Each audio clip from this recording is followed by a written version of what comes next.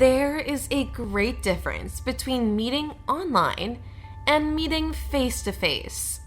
A lot of weird things can happen on a first date, especially if you meet online.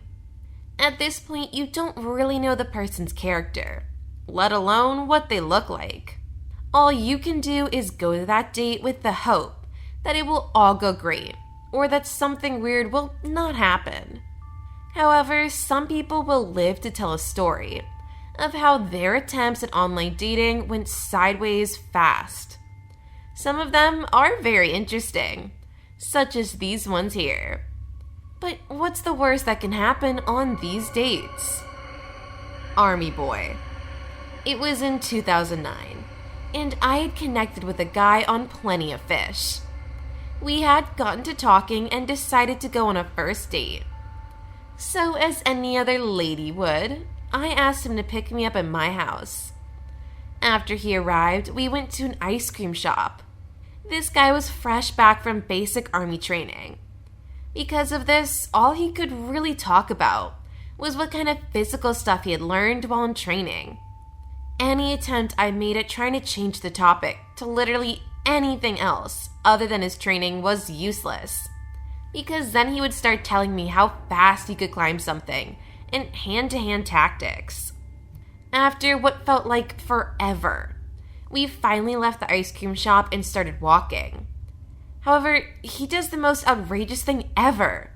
He puts me in a headlock. The patrons inside watch me silently as I flailed about, trying to escape this guy's grip. He finally releases me from the headlock and explains how I should have escaped his hold. We finally headed to the movies, and I finally thought that things were at least gonna turn out for the better. However, things went the complete opposite of what I thought. We found an empty movie theater, and as we watched, he craned his neck as though he had heard something. He then decides to leave and go have it checked out. But 10 minutes later, I heard something on the floor to my left. This guy was literally army crawling towards me on his stomach, trying to grab my ankles and scare the life out of me. The movie was finally over, and we left, never to see each other again. The first meeting had gone so well that I agreed to meet a second time. However, for the second meeting, we both decided it would be at my place. Before he even came, we had already agreed that he would leave when darkness started creeping in. It's not that I didn't want to get to second base with him, but I had to pack for a vacation. When it was almost time to leave, he could not move. I then spotted him taking a sip from a fifth of something he had stashed in his backpack. Not long after this, he started slurring his words, and this was when I knew it was time to holler to him to get out. It was quite a few minutes of hollering. As we left the bedroom, I noticed his boxers, and so I picked them up and handed them to him. He simply tossed them over his shoulder and into my bedroom, not looking back. Since he was too drunk to take the bus home, I offered to drive him. The only problem was that I had no idea where he lived, and he wouldn't tell me. As we were driving, I demanded that he gave me his wallet, so I could look at his ID and get his address. After 5 minutes of fumbling in his pockets, he finally gave me a tin of Altoids, thinking that it was his wallet. I just thought he was pretending to be drunk, so I decided to drop him off at the Dixons neighborhood since I still had no idea where he lived. At this point, he wasn't even saying actual words. When he got out of the car, he stumbled across the parking lot and into the street without looking. I waited until he was out of sight so that I could go home. When I returned to the house, I realized that he had left his backpack. In it, there were his wallet, ID, and the death certificate of his child who had died by suicide. There were also other critical papers in the backpack as well.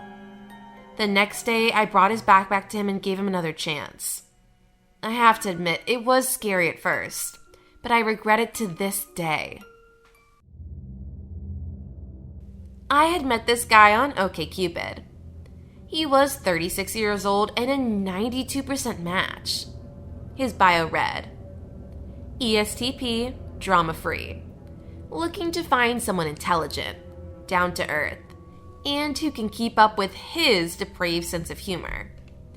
He then went on to say that he was at a tech startup, and on the weekends, he was on a quest to find new and fun activities.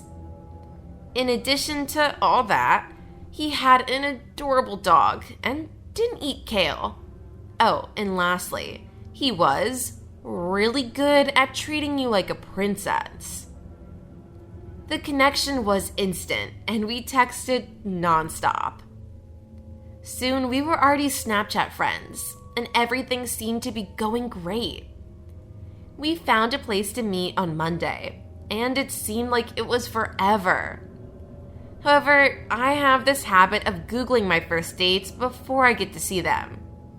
And just when I search for him, boom. Wig-wearing bank robber finally caught. Well, if that was not the creepiest headline I'd ever read, then I don't know what is. It seemed as though this uber cute guy, who I was about to go out with in 2 days, had supposedly robbed a bank less than a year ago. As if that was not enough, I found his wedding website, which declared that he was supposed to be married in October 2015. However, he was arrested the day before his wedding. He then went to jail, where he was released in February 2016. His return on social media showed that he was happy to be back with his dog. Once I did that, my curiosity had already peaked, and I just had to know. So I did what any other person would do. I asked him for more details, and to my surprise, he admitted that his fiancée left him when he came clean about robbing a bank. Since then, he said that he had been trying to live a normal life before his trial.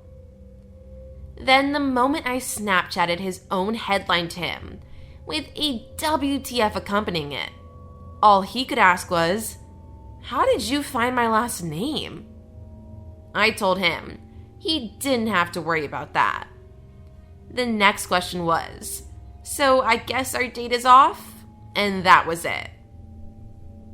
Which of these stories is the most horrific for you? Feel free to let us know in the comments section below. For more interesting stories, make sure you subscribe to our channel and hit that bell icon to get notified of our new videos. Thanks for watching.